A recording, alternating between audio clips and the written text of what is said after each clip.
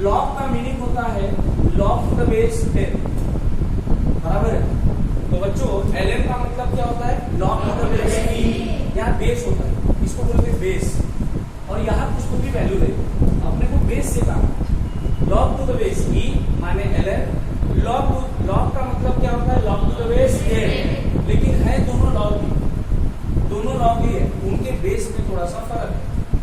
बच्चों होता क्या है कि इंटीग्रेशन में, जैसे इंटीग्रेशन आप यहाँ पे देख पा रहे हो, दिख रहा है इंटीग्रेशन, ये थोड़ा सा साफ जैसा सिंबल दिख रहा है, तो ये सिंबल इंटीग्रेशन का है। इंटीग्रेशन के फॉर्मूले से अगर लॉग आता है तो वो कौन सा लॉग आता है, ln, और हम जो कैलकुलेशन में इस्तेमाल करते हैं वो कौन सा था, लॉग 10, समझे क्या, फॉर्मूले से कौन सा लॉग मिलेगा, ln, और हमें जो कैलकुलेशन में लगने वाला है वो क्या लगने वाला है, log 10। तो you should know the conversion from ln to log 10, और we can say ln to log, conversion पता होना चाहिए। क्यों, रीजन इज दैट फॉर्मूले से क्या निकलेगा, ln, इस्तेमाल करना है log, तो कन्वर्शन जानना जरूरी है। कन्वर्शन क्या, ln is equal to 2.303 log, समझ गए बच्चों। ln की जगह आपको क्या लिखना है, log लिखना है, बिल्कुल लिखो, लेकिन साथ ही साथ क्या लिखना पड़ेगा, 2.303। ये बेसिक नॉलेज है, कोई बताएगा नहीं आपको, लेकिन जरूरी। चलो आगे बढ़ते हैं। ln माने log e, समझ गए ना, और log माने क्या होता है, log टू द बेस 10, ठीक है, ये ऐसे कन्वर्शन या ऐसे, ठीक है, समझ गया, ऐसा मैं मानता हूं। चलो आगे बढ़ते हैं। बच्चों जब अपन डेरिवेटिव पढ़ते हैं या जब अपन इंटीग्रेशन पढ़ते हैं तो dx आता है, dx आता है, ज्यादा डीप में नहीं जाऊंगा, जितना काम है उतना ही बताऊंगा।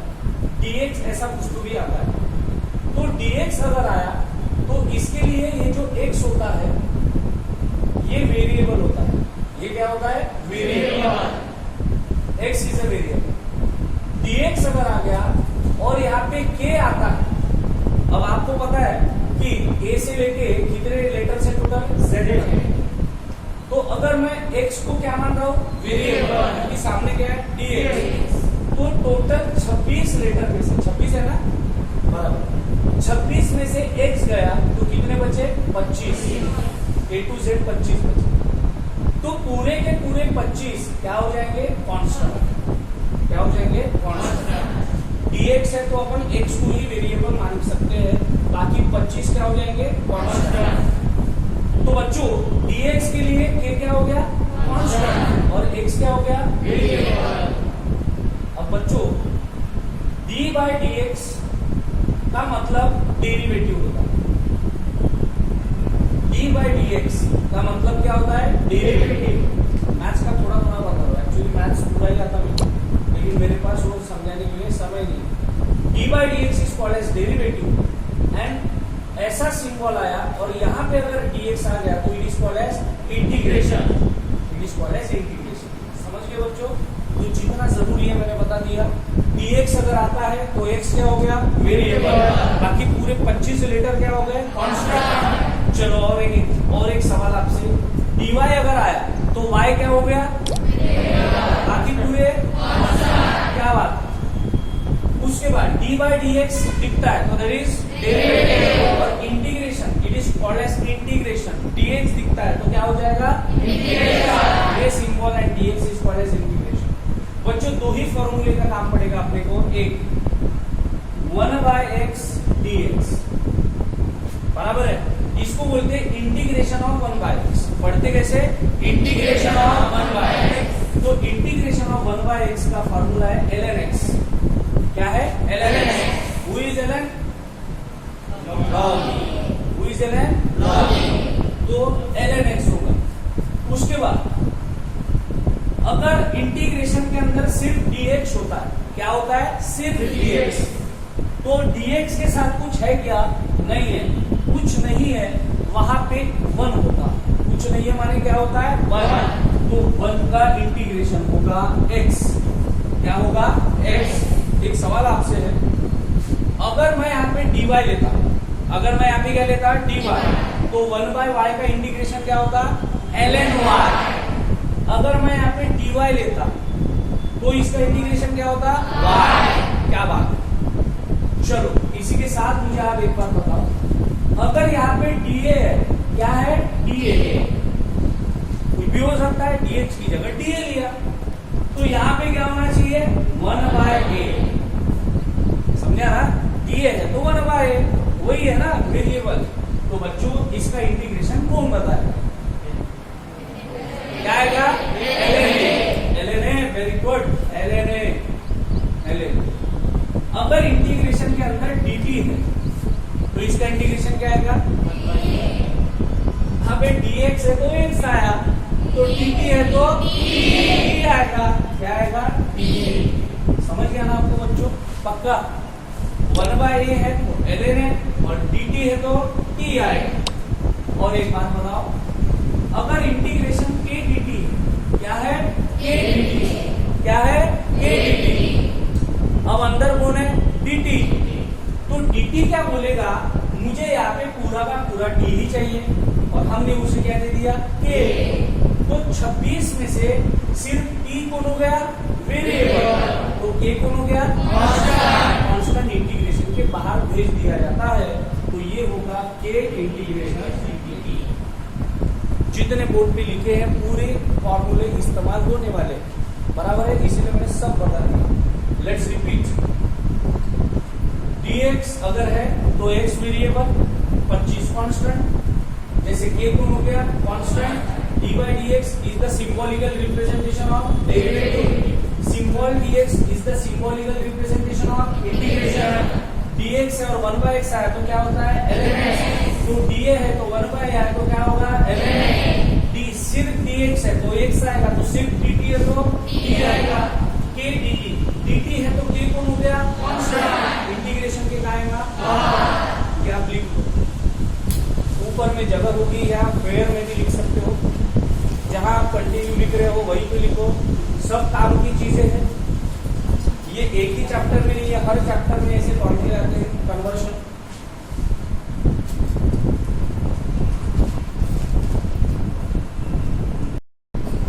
देखो इधर ऑर्डर वैसे पढ़ा चुका हूं, लेकिन अभी फिर से बताना पड़ेगा, क्योंकि उसके सिवा मैं पूरा चैप्टर नहीं पढ़ा सकता ऑर्डर अगर आपको नहीं समझा है तो। Now what is order, let's see, short में बता रहा हूं, समय नहीं है मेरे पास ज्यादा।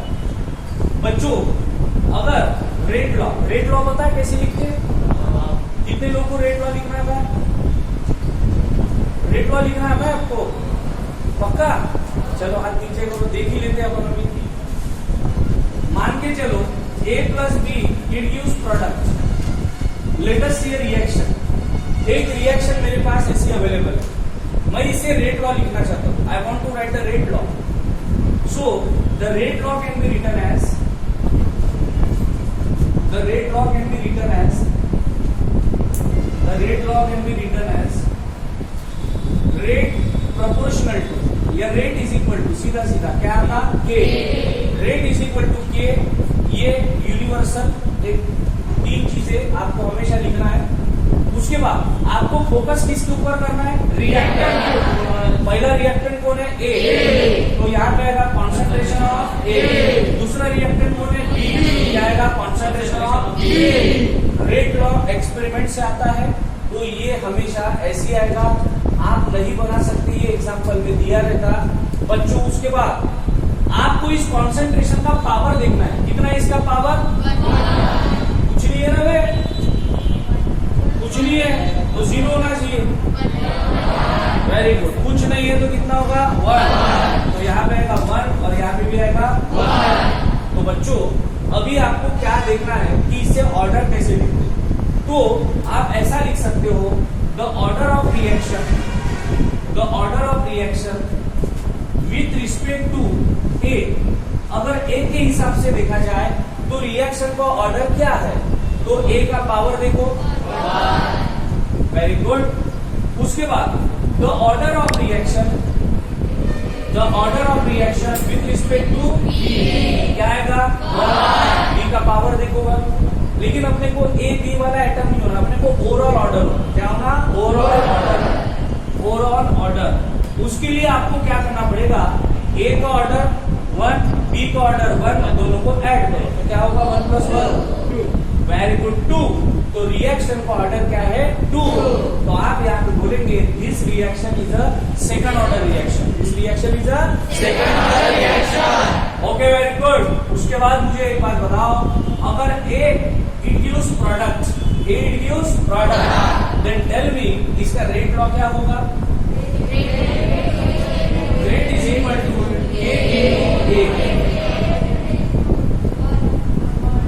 Rate is equal to k. ये तो आता ही है, ए है तो कॉन्सेंट्रेशन ऑफ ए आया। इसका पावर क्या आएगा, 1 आएगा, फर्स्ट ऑर्डर।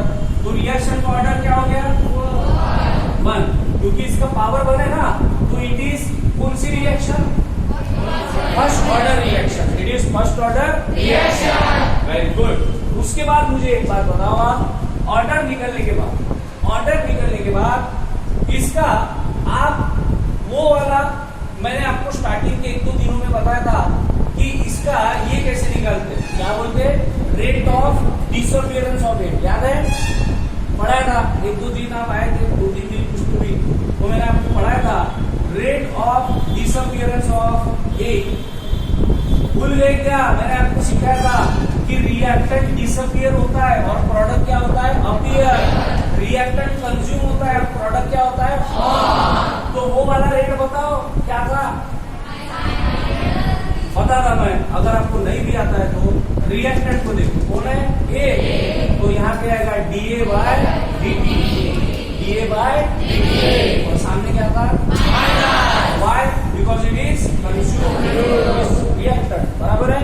तो ये तो आपको आ गया, और ये आपको नहीं भी आया तो समझ लेना, क्योंकि दोनों का मेरे को काम है। नहीं समझा, rate of disappearance of is equal to minus d A by dt। अच्छा, आप ओरली बताओ प्रोडक्ट के लिए कैसा आएगा, डी अंदर क्या आएगा, प्रोडक्ट डिवाइडेड बाय dt, और साइन क्या आएगा, क्या बात समझ गए आपको। तो बच्चों लिखो हेडिंग अभी, इंटीग्रेटेड रेट लॉ। ये लिखने की जरूरत नहीं है, आने वाला है अपने derivation. Integrated rate law for first order reaction.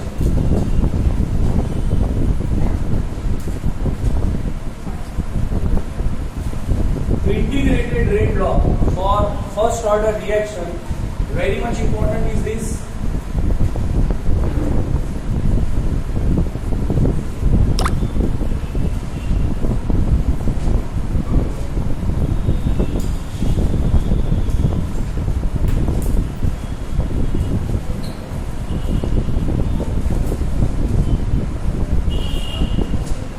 Integrated rate law for first order reaction. बराबर है बच्चों, आपको इसके नोट्स मिल जाएंगे, मेरे ख्याल से ग्रुप में डाल दिया होगा, कलर डाल दिया, तो इसलिए आपको बस पढ़ना है। और इतना इजी लगेगा आपको, क्योंकि मैं पहले से पढ़ा चुका हूँ। इसमें जो जो बेसिक इस्तेमाल होने वाला था वो पूरा मैंने आपको पढ़ा दिया, और इतना मैजिकली आप अभी खुद बताएंगे सब। मैं जैसे लिखूंगा फटाफट बता देंगे कि सर अभी लेट्स सी। देखो बुक बंद करो पहले, मैं पूछूंगा वो देख के बताएंगे, ठीक है। चलो, हाँ, let us consider a reaction A gives product, it is a first order reaction. बराबर है। तो यहां से मैं आपसे दो चीजें चाहता हूं। पहला रेट लॉ, क्या आएगा rate law, rate is equal to क्या आएगा, concentration of A into concentration of A. समझा, इक्वेशन नंबर 1। मैं अभी आपसे रेट चाहता हूं, रेट ऑफ रिएक्शन चाहता हूं, but rate of reaction with disappearance of A, rate of reaction with disappearance of A क्या आएगा, minus D upon D T. क्या बात है, बहुत ही जबरदस्त, बहुत ही जबरदस्त। इट इज इक्वेशन नंबर 2, बच्चों उसके बाद आपने क्या देखा कि सेम रिएक्शन के लिए अपने रेट लिखा, तो रिएक्शन को अलग किया, वही रिएक्शन के लिए पहले इक्वेशन 1 लिखा अकॉर्डिंग टू रेट लॉ, फिर इक्वेशन 2 लिखा according to rate of disappearance. दोनों में लेफ्ट हैंड साइड क्या है? सेम, तो राइट हैंड साइड भी क्या होगी? सेम। तो from 1 and 2 left hand side will be equal to right hand side. And tell me what can I write from 1 and 2, from 1 and 2 क्या होगा बताओ? Left hand side same, so right hand side will be same. तो मैं ये लिखना चाहता हूँ, तो क्या होगा? Minus is equal to A into concentration of A। Very good बच्चों, अभी आगे देखते हैं। मुझे बताओ, अगर यहाँ पे DA है तो DA के पास कौन सी टर्म रहना चाहिए? A की, और DT को दूसरी तरफ भगा दो, तो यहाँ पे क्या रहेगा? Minus DA upon A। कैसे? क्योंकि A K को क्या कर रहा? मल्टीप्लाई, तो इधर क्या करेगा? डिवाइड। DT क्या कर रहा? डिवाइड, इधर क्या करेगा? मल्टीप्लाई। तो K इंटू क्या होगा? K into DT। माइनस को उधर भेज दो, बराबर है। और एक स्टेप लिखने की गरज है क्या? नहीं है, यहां से उतर गया, जंप कर दिया, खत्म। आगे बच्चों, मैं ना यहाँ पे इंटीग्रेशन लेना चाहता हूँ। क्या लेना चाहता हूँ? इंटीग्रेशन। तो ले सकते हैं अपन, लिखना पड़ेगा taking integration on both side, taking integration on both side ले सकते हैं, taking integration on both side. Symbol निकाल लो, तो क्या आएगा? Integration of DA upon A is equal to integration of K dt minus भाग इंटीग्रेशन ऑफ K dt।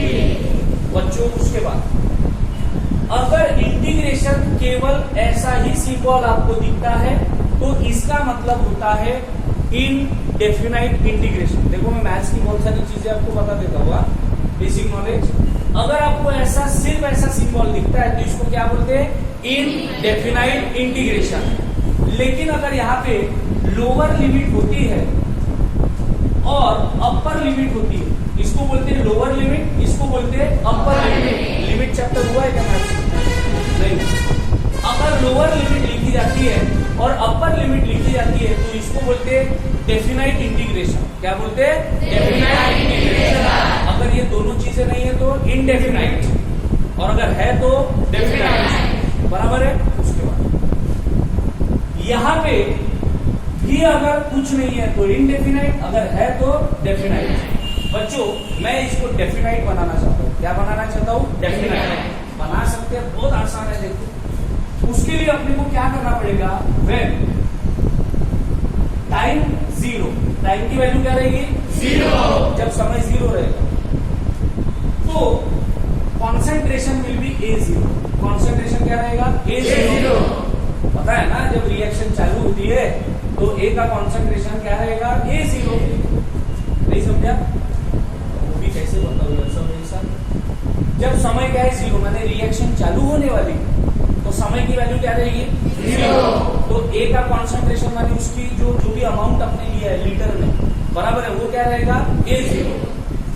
कुछ समय बाद आफ्टर टाइम T, जब टाइम की वैल्यू क्या हो जाएगी? T।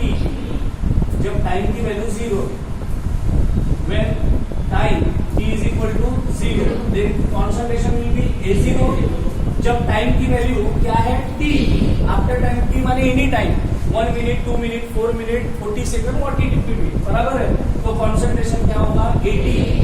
क्या होगा? 80। तो यहाँ से आपको एक बात समझ गया कि जब समय की वैल्यू 0 है तो कॉन्सेंट्रेशन क्या है? A0। जब समय की वैल्यू क्या है? T, तो कॉन्सेंट्रेशन क्या है? 80। तो लोअर लिमिट कभी भी स्टार्टिंग वाली रहेगी। यहाँ पे A है तो A की लोअर लिमिट क्या है?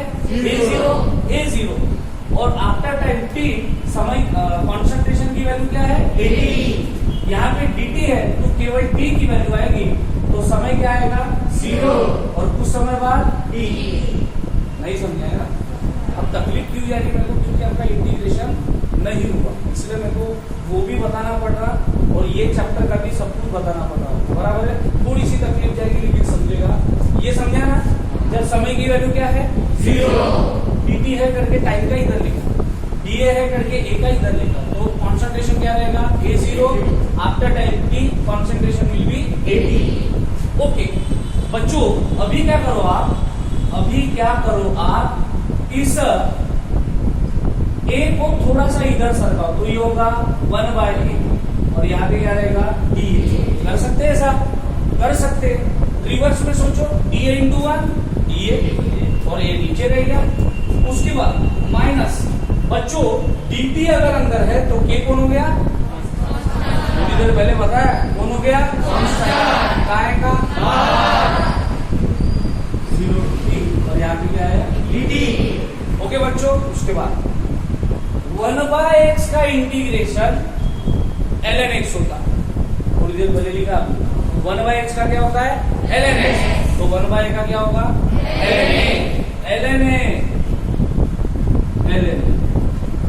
लेकिन क्या इससे काम जमेगा? नहीं, क्योंकि आपने लिमिट्स भी लगाई है। So you should write your limits in the such brackets. नीचे रहेगा a0, ऊपर क्या रहेगा 80 माइनस k। बच्चों जब भी अपन ने देखा कि dx का इंटीग्रेशन क्या होता था x, तो dt का क्या होगा t। तो यहाँ पे क्या आएगा t, यहाँ पे क्या आएगा t और समय की लिमिट क्या रहेंगी 0 to t। क्या रहेंगे 0 to t। मुझे ये मिटाना पड़ेगा। मिटा हो गया? रिपीट कर लूं एक बार। ये कौन सी रिएक्शन है? First order. कौन सी रिएक्शन है? First order. कैसे? क्योंकि रावण है फर्स्ट ऑर्डर। हाँ, ये कौन सा है? Rate law. Rate is equal to k into A. मैंने डिसअपियरेंस के रूप में लिखा तो क्या आएगा माइनस da/dt। रेट से तो right hand side will be same. तो ये पहले लिखा, ये बाद में लिखा। समझा? आगे बढ़ते। उसके बाद dA के पास कौन रहना चाहिए? a और dt को एक तरफ भेज दो तो उधर गया, क्या हो गया dt। मुझे क्या लेना है? दोनों साइड लेना पड़ेगा। ले लिया। ऊपर नीचे कुछ नहीं है तो उसे कौन सा इंटीग्रेशन बोलते हैं? इनडेफिनाइट। क्या बोलते हैं? इनडेफिनाइट। लिमिट लगती है तो क्या बोलते हैं? डेफिनाइट। उसके बाद अगर मैं इसको थोड़ा सा उधर सरका दूं तो क्या रहेगा 1/a। तो 1/a का इंटीग्रेशन क्या होता है? ln। लिमिट्स लिखना जरूरी है। k कांस्टेंट था, बाहर आया, अंदर कौन बचा? dt। तो dt का इंटीग्रेशन क्या होगा? बेटा वो भी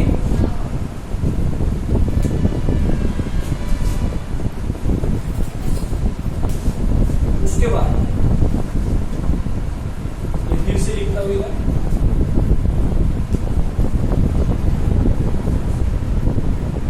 ln a0 80 माइनस के t 0 to t। बच्चों उसके बाद देखो, अब आपको क्या करना पड़ता है? जहां a है वहां पहले क्या रखना पड़ता है? 80। बराबर है। तो ln a अभी लिमिट को अप्लाई करना है तो a की जगह पहले क्या रखो 80। तो क्या होगा ln 80। क्या होगा ln 80। a की जगह मैंने 80 रखा। फिर क्या लिखना पड़ता है? माइनस, फिर a0 रखो तो क्या होगा ln a0। नहीं समझाया ना? पहले ऊपर वाला रखा, फिर नीचे वाला, बीच में minus is equal to minus. अभी याद देखो, पहले ऊपर वाला रखना पड़ेगा t की जगह, क्योंकि t को ही रिप्लेस करेगा। तो t की जगह क्या आएगा? पहले t माइनस, फिर t की जगह क्या आएगा 0। नहीं समझा? समझा? इजी है। उसके बाद ये बच्चों log a minus log b उन बताएगा क्या होता है? कल वाले छोड़ के कल जो जितने बच्चों को पढ़ा है वो छोड़ के log a minus log b क्या होता है? नहीं पता क्या? log पढ़े क्या आप कैली में वगैरह पढ़े हैं लेकिन आता नहीं है ना? चलो अच्छी बात। तो log a minus log b, अच्छा ऑनलाइन है लगता पूरा विषय है ना? ऑनलाइन पढ़ा है ना आपको? क्या भूलती भी नहीं है ना? आवाज भी चलेगी शायद कोरोना में। तो log a minus log b क्या होगा? log a upon b। क्या होता है? log a upon b। तो ln at minus ln a0 क्या होगा? क्योंकि क्योंकि ln माने लॉग ही है ना एक प्रकार का, तो फॉर्मूला अप्लाई करो। a की जगह क्या है 80 और b की जगह क्या है a0, आओ क्या होगा very good. ln common, log common, common निकालो ln। स्टार्टिंग वाला कहाँ रहेगा ऊपर, बाद वाला कहाँ रहेगा नीचे, तो बीच में क्या होता है तो ln 80 अपॉन a0, 80 ऊपर a0 नीचे, माइनस के t माइनस 0, t माइनस 0 करीब है, अपन आ चुके हैं अभी फाइनल स्टेज में। बच्चों इस माइनस को इधर लाओ तो क्या होगा kt, kt बताओ, माइनस इधर आया क्या हुआ माइनस 80 अपॉन a0। आपने मन में ऐसा सोच लिया सर ये माइनस ना मुझे बिल्कुल पसंद नहीं है, आई हेट दिस माइनस, तो ये माइनस को हटाना है मुझे, इस माइनस को हटाना है, तो आपने बोला भेज दो उसको उधर, उधर भी नहीं भेजना है और हटाना है, माइनस को भेजना भी नहीं और हटाना भी है तो हटाओ। लेकिन क्या होता है जब आपके सामने हो लॉग, क्या हो लॉग और सामने क्या हो तो लॉग माइनस को खा सकता है, उसे उड़ा सकता है, लेकिन उसके बदले में आपको क्या करना पड़ेगा अंदर की टर्म को रिवर्स करना पड़ेगा। a बाय बी है तो क्या करना पड़ेगा b बाय a, तो लॉग क्या होगा b बाय a, माइनस खा लिया लॉग, समझ गया। तो ये माइनस को खाना है तो क्या होगा ln a0 अपॉन a, समझा ना, रिवर्स मार दो उसको, इज इक्वल टू क्या आएगा, नहीं समझा, समझे क्या बोल। एक एक चीज को फोकस करके पढ़ा रहा हूँ बच्चों। चलो यहाँ तक मैंने रिवाइज कर दिया था। पहले कौन सी लिमिट लगी अपर, फिर लोअर, पहले अपर फिर लोअर, फिर ये लगाया a माइनस बी, तो क्या हो गया a अपॉन बी, माइनस को इधर लाया और इसको क्या कर दिया रिवर्स। समझ गया बच्चों, इधर का बीटा हो गया, बीटा हो गया नहीं बीटा हो।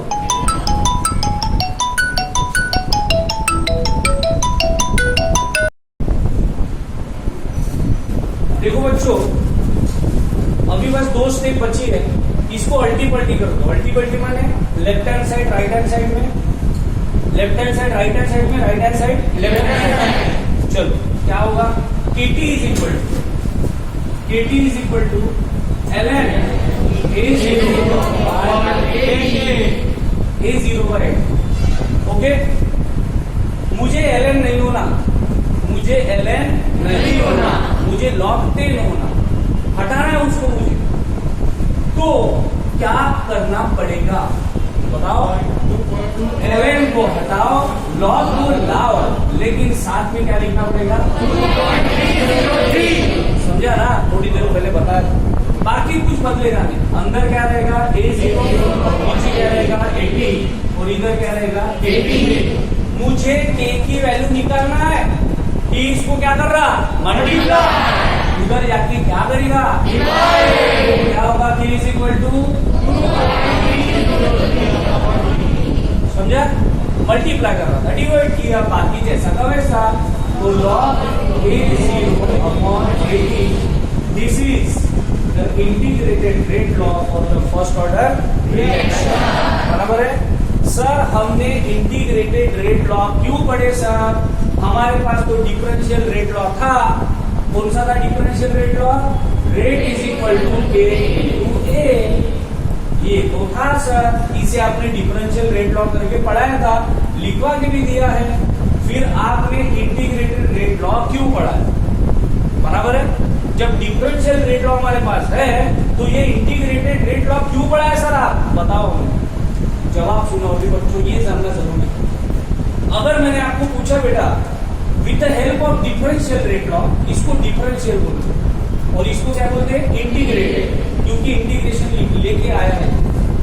बच्चों मैंने आपको ये पूछा कि बता बेटा 5 मिनट के बाद ए का कॉन्सेंट्रेशन कितना रहेगा, किसकी मदद लो डिफरेंशियल रेट लॉ की, और सवाल क्या है 5 मिनट के बाद ए का कॉन्सेंट्रेशन कितना रहेगा। Can you tell me, no, because there is no such a thing like T, यहाँ पे टी जैसा कोई टर्म ही नहीं है, तो 5 मिनट कहाँ रोकोगे, नहीं रख सकते, फॉर्मूले में तो होना चाहिए। तो differential rate law with respect to time हमें कॉन्सेंट्रेशन नहीं बता सकता, इंटीग्रेटेड रेट लॉ बता सकता।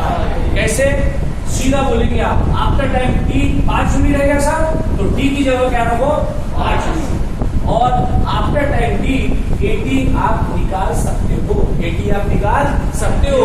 Concentration of A after time T आप निकाल सकते हो, क्योंकि ए 0 आपको दिया रहेगा। ए 0 माने क्या होता है, इनिशियल कॉन्सेंट्रेशन। ए 0 माने क्या होता है, इनिशियल कॉन्सेंट्रेशन। बच्चों जब आप रिएक्शन करेंगे तो स्टार्टिंग में कितना कौन सा लिया वो तो पता रहेगा ना आपको, 2 लीटर 5 लीटर लिया था वह, तो ये A0 आपको पता रहेगा, लेकिन आपको ये नहीं पता रहेगा कि 5 मिनट के बाद वो कितना होगा, जो आप इस फार्मूले से निकाल सकते हो। 2 मिनट के बाद पूछा तो टी की जगह क्या रखेंगे 2 मिनट, तो आपको 80 मिल जाएगा। 10 मिनट के बाद पूछा तो टी की जगह क्या रखेंगे 10 मिनट, तो आपको क्या मिल जाएगा 80। तो बच्चों ये फॉर्मूला बहुत काम का है, डिफरेंशियल में टी जैसी कोई टर्म नहीं है, ये नाम मात्र एक बस थ्योरेटिकल लॉ है, ये प्रैक्टिकल लॉ, यहाँ से आप हर चीज निकाल सकते हो।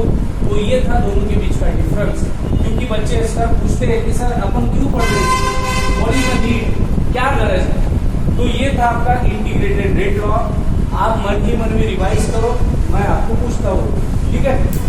तो ये इंटीग्रेटेड रेट लॉ यहाँ खत्म हो गया।